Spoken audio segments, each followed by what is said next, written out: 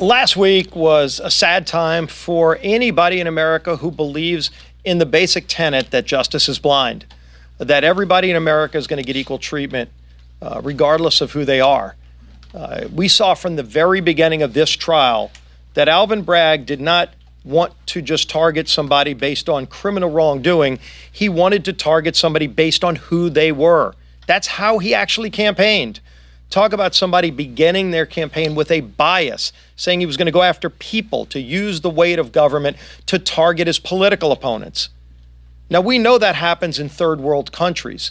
That cannot be the norm in the United States of America.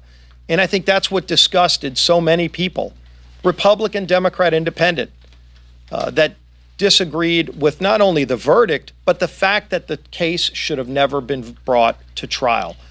And so when you see this weaponization of government against political opponents, starting at the top with Joe Biden, allowing his agencies to go after political opponents, encouraging Democrat DAs, conflicted judges. We've heard all the stories, the reports, a judge that donated to the campaign of Joe Biden. Talk about a conflict of interest, whose own daughter was making millions of dollars off of the trial. And yet here we are. This cannot be the new norm for the United States of America. And as Donald Trump said, he's going to fight this thing not only for himself, but for every American who could be the next person that they go after. And so this Republican majority is going to continue to go and look into the weaponization of government. We have committees obviously aggressively pursuing that, continuing to get transparency, bringing in witnesses. But we also are bringing legislation. You're going to see in the appropriations process us look at the funding of some of these agencies. You're going to also see policies that are going to be coming forward to address the abuses of power that we've seen. And so this is going to be something that continues.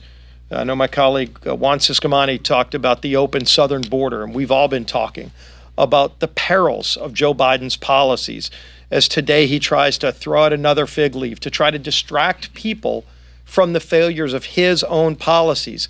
I think most people in America now know Joe Biden, with a pen, could fix the problems that he created, and he chooses not to. He doesn't want to fix the problem.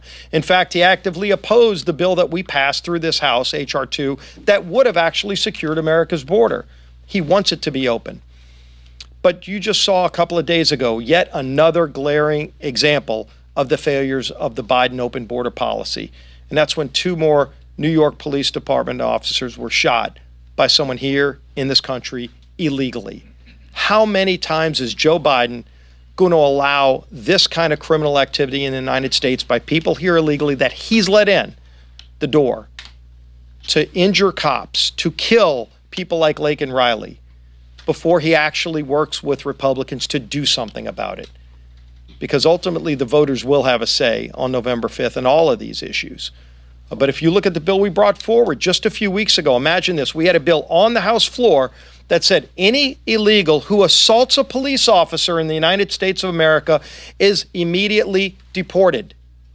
Do you know that almost 70% of Democrats voted against that bill? And then just a few days ago, 2 NYPD cops are shot by someone here illegally. And they don't want that illegal criminal to be deported. It's unbelievable how far left their party has gone. It's unrecognizable to most people in America. But again, that's what's at stake on November 5th. And then you turn to what we're doing this week, standing up for our military veterans, bringing bills, as we heard from, that are going to be really important to make sure that our veterans have the tools and resources they need when they come home after defending our freedoms, so that they're properly taken care of, with the Milcon VA bill, and then, of course, the ICC bill, the rogue radical actions of the International Criminal Court going after Prime Minister Netanyahu with no justification. We're going to be pushing back on that. Initially, the White House was supporting that effort, and now they've walked away because their radical left in their own party does not any longer support the Jewish state of Israel. Well, we surely do, and we're going to be standing up for Israel and against radical actions like the ICC this week as well. With that, the leader of our party, the Speaker of the House, Mike Johnson.